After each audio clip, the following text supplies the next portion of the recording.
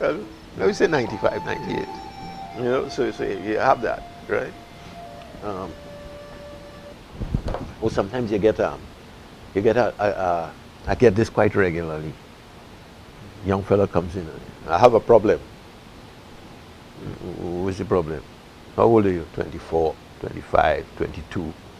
Um, you know, and I said, no, what's your problem?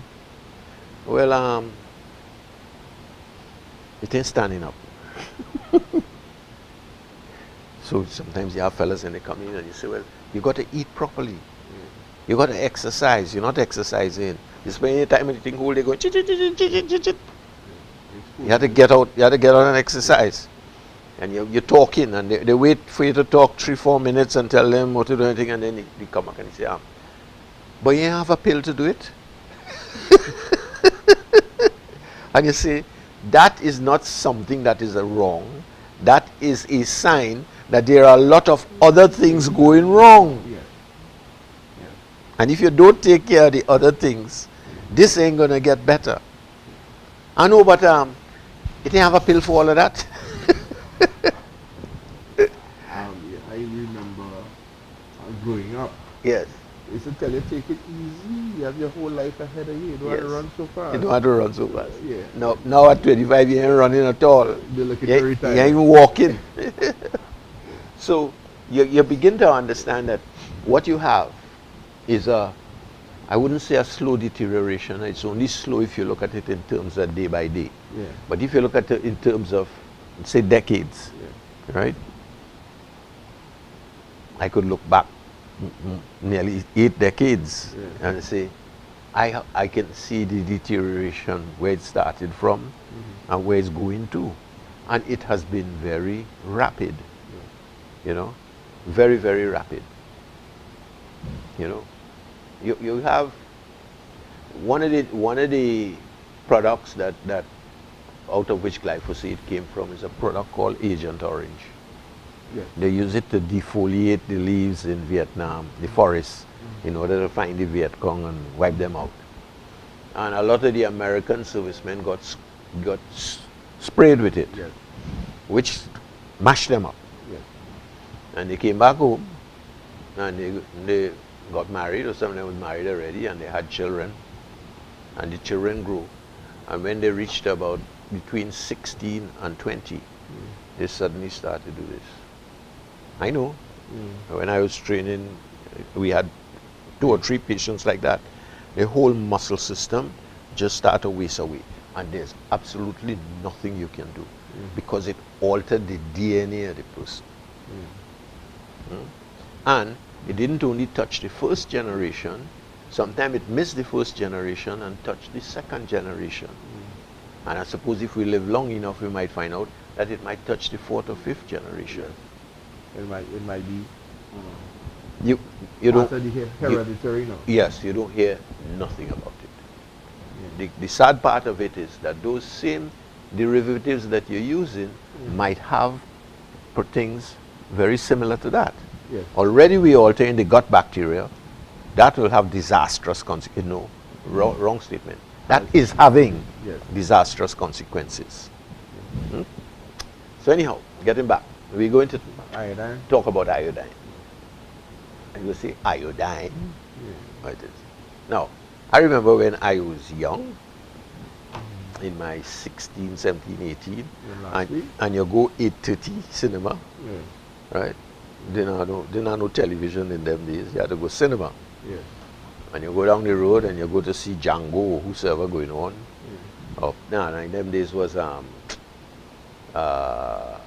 Gary Cooper and all of them, right?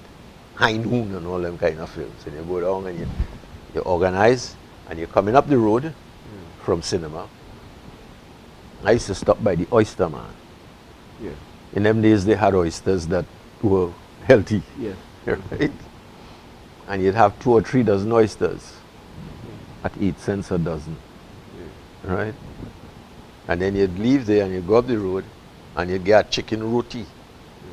Right? With a sea moss.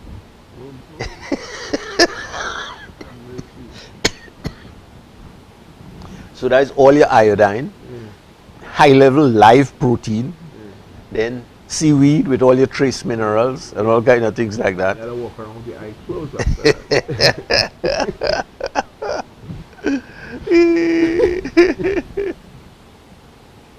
So at that point, you never knew anything about iodine because you was eating iodine, right? The Japanese people, by and large, don't know much about iodine because all this sushi and all kind of thing wrapped in seaweed. Yes.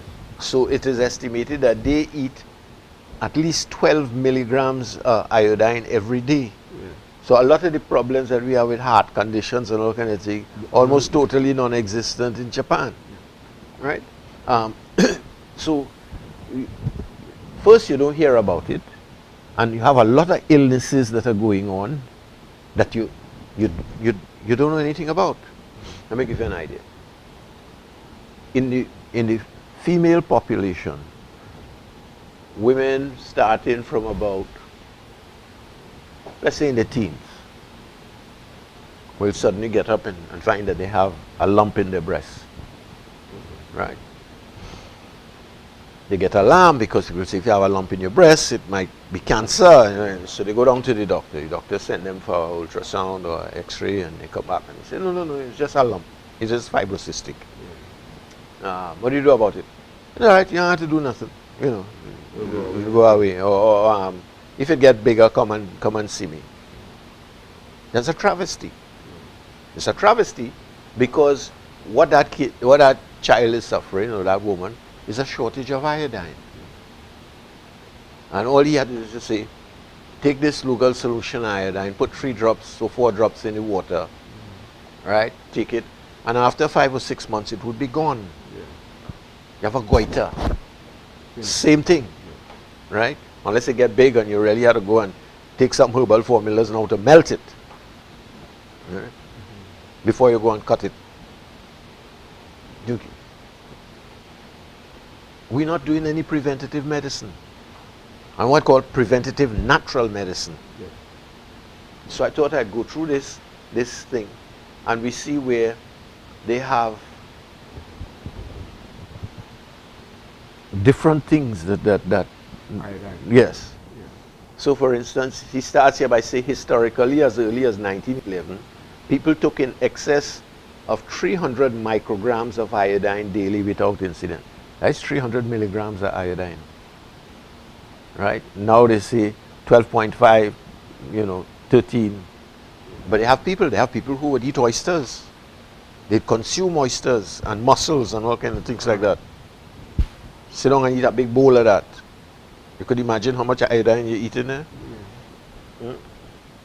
So there was a study done in 1948 called the Wolff-Chaikoff effect, where this guy suggested, and apparently it was a badly done study, that if you took more than 2,000 micrograms, which is 2 milligrams a day, that the iodine could make your thyroid run hypothyroid, which is not true. It's never been proven. Okay. So where you get that study from is like the guy who went and did this study with coconut oil, and he says coconut oil ain't good, and he did this study with hydrogenated coconut oil. So when all the scientists and them say, well, where you get hydrogenated coconut oil from? Because you don't buy that in the store, by and large, he can't answer. But if you're setting up the results for something, and you start with the wrong parameters, then you'll get the right result. So easily oil to start. Yes, and then to go and do a test to see that it will stick up your arteries, right? So he suggested that the inhibition of the thyroid hormone synthesis may happen. No clinical symptoms of hypothyroidism have ever been noted with the higher doses, according to Dr. Mark Circus. So there's 2 people here that they keep mentioning, Dr. Mark Circus, and the other one is Guy Abrahams and David Brownstein and Jorge Flechas. These are the guys who are really experts in the use of iodine.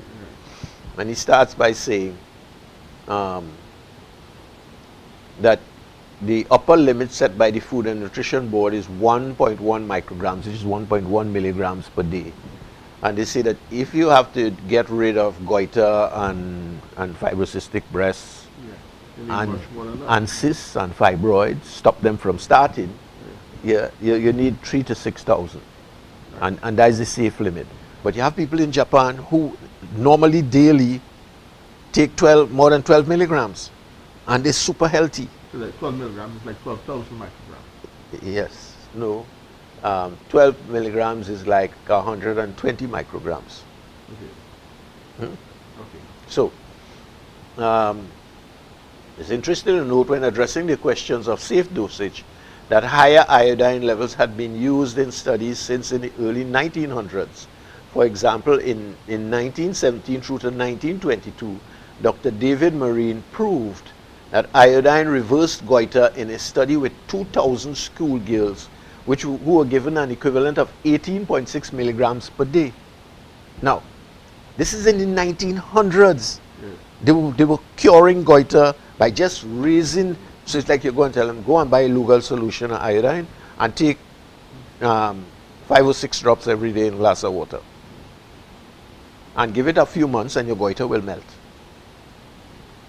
They proved that. In fact, in the Midwestern states, they had a goiter epidemic. Because when you're in the Midwestern states, you're not near to the sea. So if the soil don't have iodine in it, you're dead. Right? So they say that 80% of the girls in school between the ages of 14 and 18 had goiters. It was a norm. So they instituted a treatment like this. You see, it says 2,000 schoolgirls here. And they found that after 5 years, nobody had goiters. In other words, everybody corrected. You see, he said, for this case, in this study, for 2.5 years with a dramatic success rate. The study was the reason why the US began to use iodized salt. They also began to use iodized flour. Right? So your flour that came had a certain amount of iodine in it. So it's like just as how you eat your seaweed, it had iodine in it. They put it in the flour. Okay? Beautiful. Today, there are less than 20 to 25% of the salt is iodized. And with the unfounded no salt, low salt scare, they say that salt has raised your blood pressure. I have a research paper saying it's not really salt that has raised your blood pressure so much more than sugar. Right? So even fewer are receiving iodine from iodized salt, which has only about 10% bioavailability in any case. In 1993, or 2003, Dr. L. Zhang showed, and they have an et al. In it to show they have the reference to the scientific paper, showed that potassium iodide reversed lung cancer tumors in mice. Okay. Right? In 1993, Dr. W.R. Gent administered iodine to patients and reversed fibrocystic breast disease with great rates of healing. You can still do it today. I do it. Iodine deficiency is not only associated with fibrocystic breast disease, but also higher rates of breast cancer. If you leave a lump in the breast where the flow of blood is not proper, right? It will develop. And you have a yeast problem, which tends to raise your estrogen content in your body, and that estrogen content gets into the breasts and things like that. Then with that lump and that raised estrogen, breast cancer. Condition. Right. Condition for it to try. Now, we know that the pesticides and the fungicides create certain enzymes in the body which exacerbates that. In the case of men, it has changed the testosterone into dihydrotestosterone and estrogen, which has caused the prostate to swell up and cause a lot of trouble, and eventually with the excess estrogen inside it, become cancerous. Very simple, very straightforward. Nobody tells you about the pathways where this is happening, Oh, people getting swollen prostate, that's normal for everybody. It wasn't. 50 years ago, it was unheard of. You know what I mean? So that is the kind of thing. It's just like how they say, if you have type 2 diabetes and your mother have type 2 diabetes, right, that it's hereditary. You get it because you inherit the diet. You inherit the junk she was eating, all this set of carbon. That's what you inherit. And you're using the wrong oil because that is the oil that you see her using, and you start using it. You know. Yeah. And then one of the things I've been watching is, you see, you have people here and they have diabetes. And you ask them, you say, how many brothers and sisters you have? You say, I have 3 sisters and 4 brothers. How many you have living here? You say, no, I have 3 living here. How many of them have diabetes? Right, well, 3 out of the 4 have diabetes here. Where are the others? They're in Canada or they're in the States. How many have diabetes over there, especially if they're in Canada? None. And they come now for holiday and you talk to them and you find out that they just go and shop in the health food shop. And they just buy this and they just buy that. They don't like to come to Trinidad because they don't get them range of stuff to keep them healthy. And you begin to realize what you had was a whole total retraining. Changing diet. As long as you ask questions, you begin to see trends, you begin to see patterns developing. So you start to tell people, that is utter nonsense. Your great-great-grandmother didn't have type 2 diabetes, it was unheard of. Yeah. So how come, because your mother have it and you have it, it's hereditary? And your great-great-grandmother used to use coconut oil. Yes. Which she used to make herself. That's right. And then she finished, she used to leave this little white ball, get brown, Yes. that you used to snatch up and run outside and eat. Yeah. Right? Ah, boy. So, in the most significant study called the Iodine Project, undertaken in 1997 through 2005, Dr. Guy Abraham, Dr. David Brownstein, a few books on iodine, Dr. Jorge Fledgers, followed 4,000 patients and administered 12.5 to 100 milligrams daily, with 100 milligrams of elemental iodine administered to diabetics, primarily because low thyroid function is associated with type 2 diabetes. All right, so we see over the last, we've seen a lot of things that positively affect type 2 diabetes. Yes. Now, you have to understand, iodine is in every cell. Yes. Iodine deals with your fat metabolism. Yes. One of the things that happens when you start becoming diabetic is your liver goes fatty. Where does the fat come from? The hydrogenated oil, the LPA, gets inside there and the body can't do nothing with it. It stick there and it start clogging up. It is also go across and help to clog up your pancreas, which you don't hear nothing about at all. You have to go and dig up in the research to find that. And then it is leave and go and plug up your arteries. And another thing they don't tell you about, it is make your heart fatty too. So the fat is built up in between the muscle. Most of the time when people go and the doctor tell them, you have a plugged artery and you need to have a bypass immediately. That is not true. Because where you have the plug, the body just builds small arteries around it. That's how you're alive. If that is plugged up there and you think you'll be dead already. So you have this thing where it builds the arteries around it. And what they do is they go in and they put a stent in there. Right? And when they put a stent in there, the more blood go in. But you still have your plugged heart. So 6 months later, you drop dead. You drop dead because your heart stopped. Yes, and it's after the doctor took all your savings. So you see, all these things, you start, you watching it and you say, but this is crazy. Right? Now, if that doctor really knew his stuff, he'd put that person on iodine. Because iodine will increase the thyroid activity. And if he was really better, he would not only get him iodine, he'd say, buy some coconut and juice it. Right? Hard coconut. Make coconut cream. And drink a little bit every day. Why? Because coconut cream and iodine is the ideal food for the thyroid. Okay. All right? Once that thyroid starts coming up, all the fat that you have around your body here start wiggling away. Right. You're not hypothyroid, it's just your thyroid working properly rather than low. Your heart pulse which was going, suddenly with the iodine, it's like, vroom, power, right? The fat that inside there begins to dissipate. The fat inside your liver begins to dissipate. Right, and then your circulation would improve. The fat inside your cell around your mitochondria begins to dissipate. In other words, you begin to slowly get healthy. The operative word is slowly, because it might take you 10, 15, 20 years to get like that. It ain't gonna clean in a week or 2 weeks. Yes. It might take a year and a half to clean back out. So persistent. Bring you back. Yeah. You have a case inside here of a woman who come in and she had a sugar reading of some kind of 600 and something. They say, oh, you should be out cold. But she's big and fat. And they take her and they put her on a massive amount of iodine. And within a week they found out that her sugar came right down. So they had to start cutting back on the medicine. They cut back on the medicine, until she wasn't using any medicine, but her sugar stayed down. So they said, this is strange.